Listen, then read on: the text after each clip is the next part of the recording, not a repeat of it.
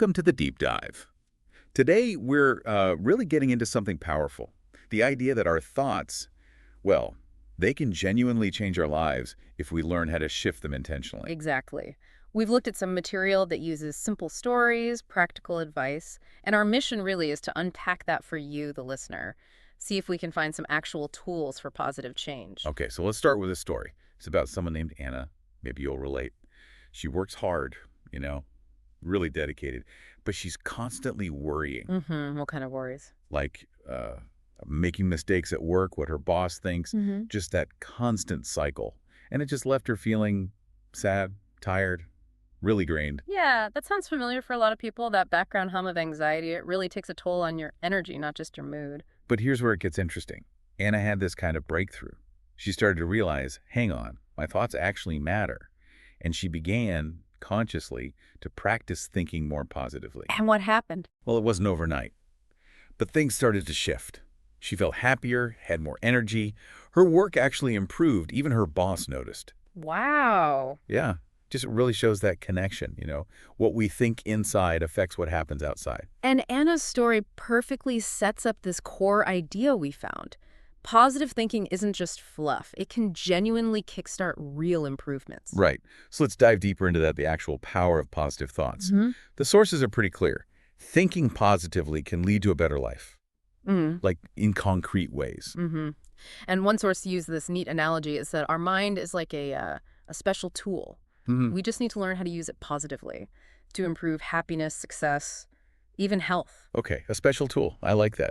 But let's be real, just choosing positive thoughts. If you're used to worrying, or maybe you're just more of a naturally negative thinker, that sounds hard, like easier said than done, right? That's a totally fair point, and the material acknowledges that. Yeah. Changing those deep-seated habits, those automatic negative thoughts, it is difficult sometimes. It can feel like trying to turn a big ship. But, and this is the hopeful part, the sources insist change is possible for anyone.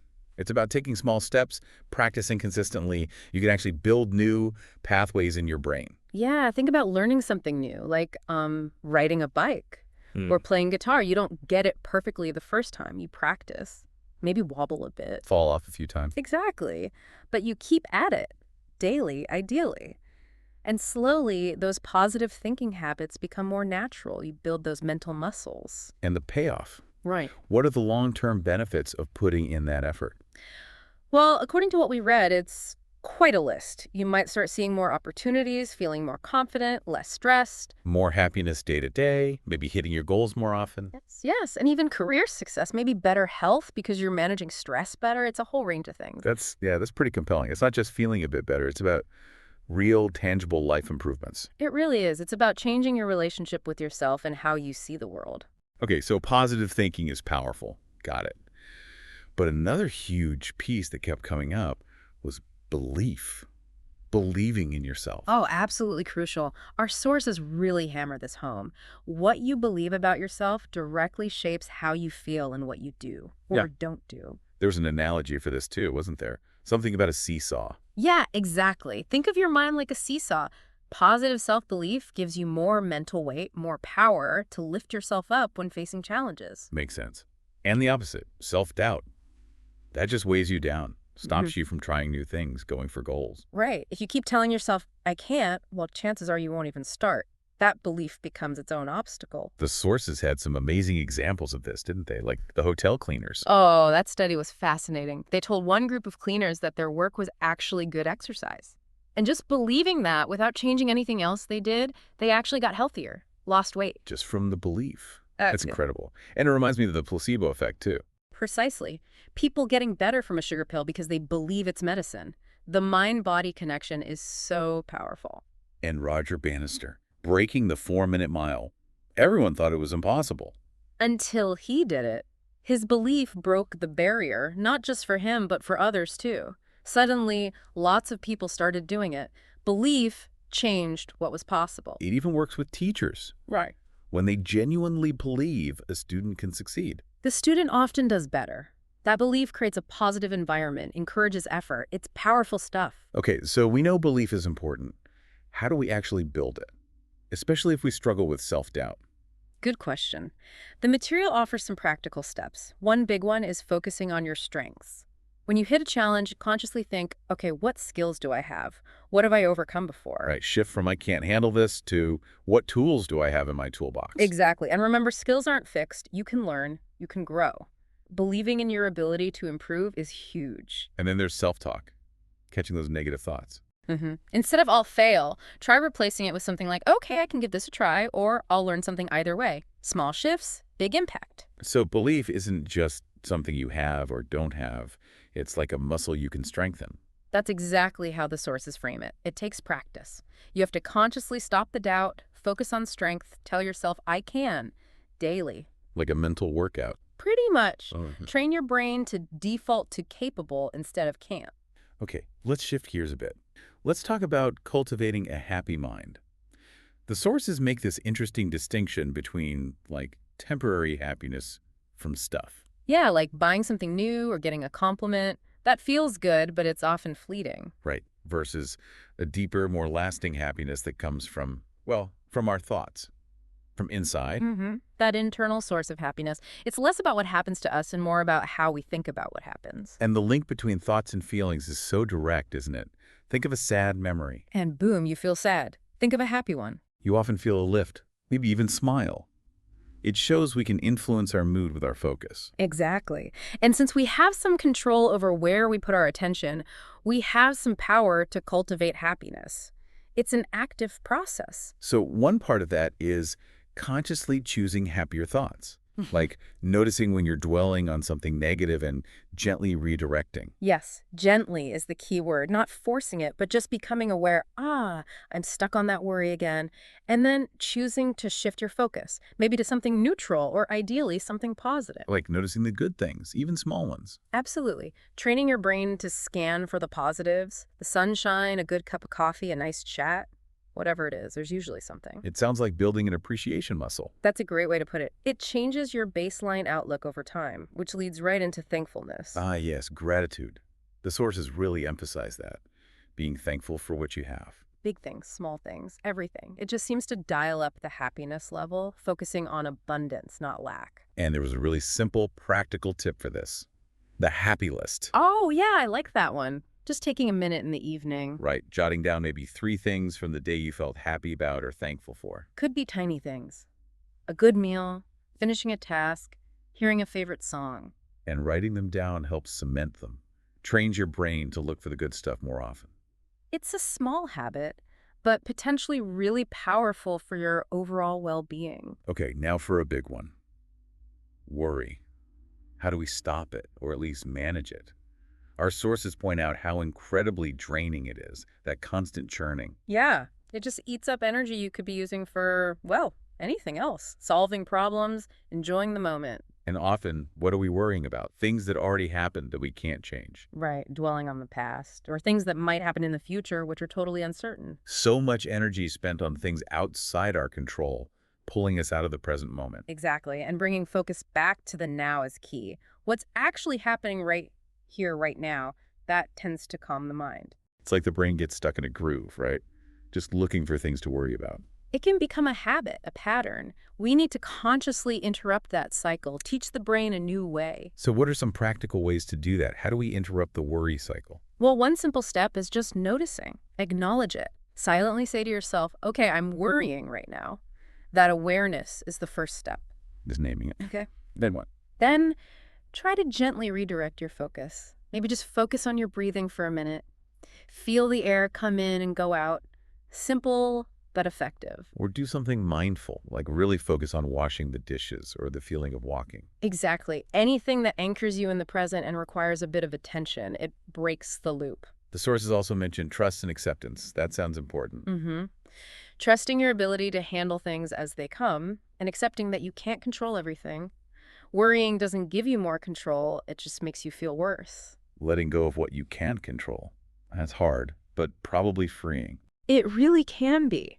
It reduces that urge to constantly fret about the uncontrollable. And there was that interesting exercise, scheduling worry time. Yeah. It sounds a bit strange, but it can work. Set aside, say, 10 minutes a day specifically to worry. Okay. Let yourself think about all the concerns during that time. But when the time's up, it's up. And if a worry pops up later, You tell yourself, nope, not now. I'll deal with you during my scheduled worry time tomorrow. It helps contain it. containing the worry, I can see how that might help stop it from spilling over into everything. Right. All right, let's pivot to something more, well, optimistic. Expecting good things to happen. Yes, optimism. The sources argue that simply expecting positive outcomes can actually influence whether they happen. It's not just wishful thinking. It's presented as a genuine tool. Very much so. A tool for achieving goals, for navigating life more effectively. Optimistic people often do get better results. There was data on this, right? Yeah. Salespeople. Yeah, studies showing optimistic salespeople significantly outsell their more pessimistic colleagues, and students, too. Feeling positive before a test often correlates with better scores. So why does that work? What's the mechanism? Well, it seems positive expectations kind of prime your brain. They boost motivation, creativity. You're more likely to put in the effort if you believe it might pay off. Ah, so the belief fuels the action. Makes sense. Exactly. Your expectation energizes you to do the things that make success more likely. So how do we cultivate that? How do we become more optimistic, practically speaking? One way is just paying attention to your thoughts about the future. When facing something tough, consciously try to focus on how it could go well, not just how it could go wrong. Actively look for the potential positive outcome. And then there's visualization, actually picturing success. Like before a big meeting or presentation, imagining it going really well, feeling confident. Yes. Mentally rehearsing that positive outcome, it builds confidence, reduces anxiety, kind of prepares you for success. And affirmations. Yeah. Using positive statements. Right. Simple phrases you repeat like, I expect good things today, or I handle challenges well. Repeating them helps reprogram your thinking towards positive expectation. Choosing ones that feel believable to you, I guess. Definitely. They need to resonate. But the core idea is powerful. Believing good things can happen often motivates the actions that make them happen. It's like setting yourself up for success mentally first. You got it. Creating that positive feedback loop. Okay, but what happens when things don't go well? When we make mistakes or face setbacks? Let's talk about not accepting defeat. Resilience. Super important. The key idea here is reframing mistakes. Not seeing them as the end of the road, but as learning opportunities. Yeah, that's a big shift. Instead of I failed, it's what can I learn? Exactly. Mistakes are just part of the process, especially when you're trying new things. The sources suggest asking yourself, what happened? Why? What's the lesson here? That moves you from feeling bad to actually analyzing and growing. You get stronger, wiser, better prepared for next time. You extract the value from the setback. And the sources remind us we all have inner strength, right? Yeah. Even when we feel totally wiped out. Absolutely. Remembering times you did overcome challenges in the past. Tapping into that history of your own resilience, it builds confidence for the present. And the most important thing seems to be just keep trying. Don't give up. That's the core message. Giving up is the only real defeat. Persistence keeps you in the game. Every try is a learning experience. It might take many attempts to reach a goal, Often does, and that's okay. Each attempt builds experience. like the Thomas Edison story with the light bulb. Ah, yes, the classic example, thousands of tries, right. But he didn't see them as failures. He saw them as learning thousands of ways not to make a light bulb. Exactly. His perspective was all about learning and persistence, and look what happened. So the takeaway is, view problems as chances to improve, remember you're stronger than you think, and just keep moving forward. Even small steps count. That mindset of continuous effort, seeing obstacles as hurdles, not walls, that's resilience in action. Okay, finally, let's touch on finding peace and strength within. In our crazy busy lives, the sources really stress finding quiet moments, stillness. It's essential. That quiet time isn't wasted time. It's crucial for recharging, for clarity. It helps clear the mental clutter. So the benefits are clearer thinking, feeling calmer. Replenishing energy. Just giving your mind a break from the constant stimulation. And there are simple ways to do this. Deep breathing. Yeah, just taking a few slow, deep breaths can instantly calm your nervous system. Inhale slowly, exhale fully. Try it anytime. And meditation, even just for a few minutes. Yep, 5 minutes focusing on your breath, not trying to stop thoughts, just noticing them and returning to the breath. It trains focus and calmness. The idea is that peace isn't out there somewhere. It's something we cultivate inside. Exactly. It's an internal resource. You can tap into it even when things outside are chaotic. You learn to access that inner calm. And that inner calm connects to inner strength. Definitely. When you feel centered and peaceful inside, you feel more resilient, more able to cope with challenges. It builds confidence from the inside out. So building that strength involves regularly using these tools. Quiet time, breathing, maybe short meditations. Consistent practice. Little moments throughout the day can add up to a much stronger, calmer inner foundation. Wow. Okay. So as we wrap this up, we've covered a lot of ground. The power of positive thoughts, building self-belief, finding ways to cultivate happiness. Managing worry, the benefits of optimism, bouncing back from mistakes, resilience, and finding that inner peace and strength.